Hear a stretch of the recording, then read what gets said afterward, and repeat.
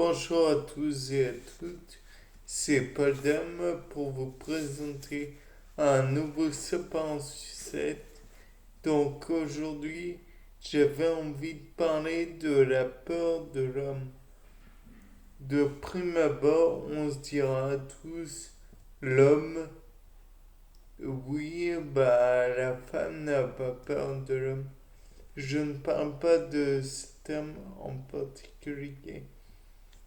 Je parle de l'homme avec un grand H. Le sexe masculin, peu importe. Enfin, toujours est-il que la peur de l'homme fait que les animaux se méfient naturellement de l'homme. Soit ils se montrent, comment dire, indifférents et donc ils passent à côté parce qu'ils sont trop massifs. Ou alors ils sont trop petits pour les voir vraiment. Je parle donc trop massif. Par exemple l'ours blanc ou le grizzly d'ailleurs, ou l'ours polaire, nous voient et sont indifférents. Ils nous considèrent tout au plus comme des proies potentielles parce que nous sommes trop petits face à eux. Néanmoins, il est possible que on devienne leur repas, leur nourriture, puisque nous sommes aussi sans défense. Et le fusil n'est pas toujours entre nos mains. Donc il passe dans l'idée de l'ours que nous sommes sans défense. Le fusil n'étant pas naturel. De plus, si nous n'avions pas été connus de l'être vivant, comme ce fut le cas pour les dodos, alors il ne se méfiera pas de l'être vivant. Maintenant, il est quasiment évident pour tous les êtres vivants que l'inconnu peut être une part de danger. Maintenant, il est vrai aussi que dans le cas du dodo, d'après ce que l'on nous dit dans les textes concernant sa première rencontre, c'est un animal qui n'était pas très farouche. Donc nous pouvons supposer que la peur n'est pas présente chez tous les animaux.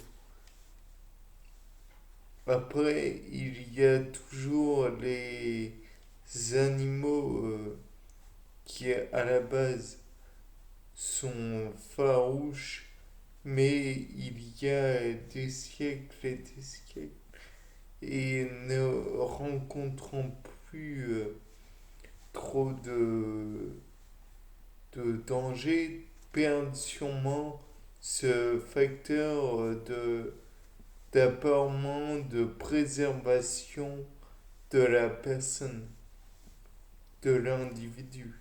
Et donc l'animal perd ce stress, cette faculté qu'est l'animal en fait d'avoir peur et donc de se préserver. Tout comme certains animaux perdent certaines facultés, comme la faculté de voler pour les oiseaux. J'en prends pour exemple le kakapo, qui est un psittaciforme, donc un perroquet, ou du moins il ressemble fortement. Et ce perroquet ne vole plus. Il fait des petits bonds sur place, ce qui n'a aucun, ou peu en tout cas, peu de capacité, de possibilités d'échapper. Donc, comme flight or fight et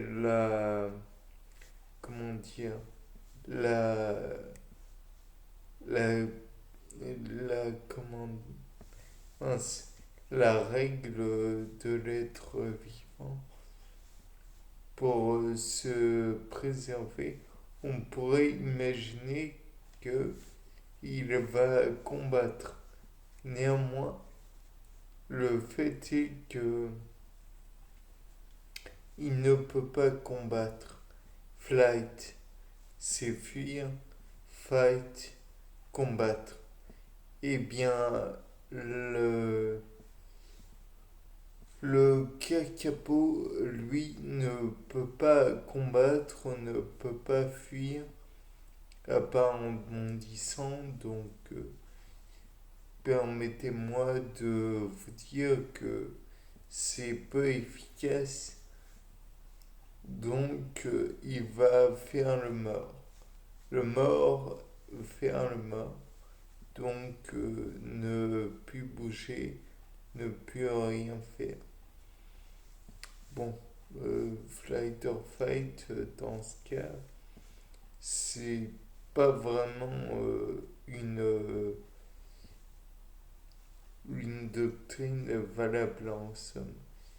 Il va faire le mort, donc ne plus bouger, plus efficace, il y a plus efficace comme façon de fuir d'après moi. Maintenant, il est possible aussi que la doctrine fight est presque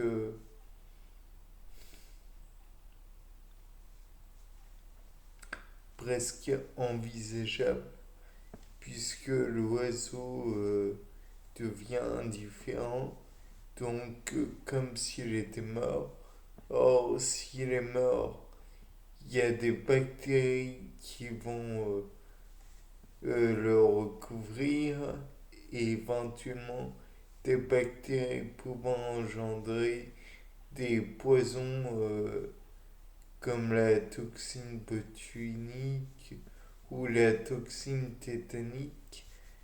Bon, certes, c'est pas vraiment la meilleure idée du monde, puisque certains prédateurs, comme l'ours polaire, se moquent fortement du fait que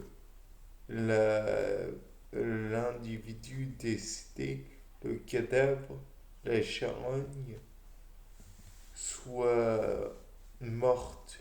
Il la mange quand même. De plus, certains charognards ne vont pas laisser la chair se perdre. Donc c'est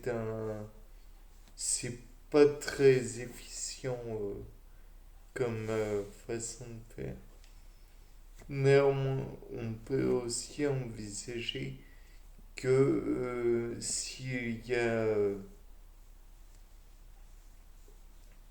cette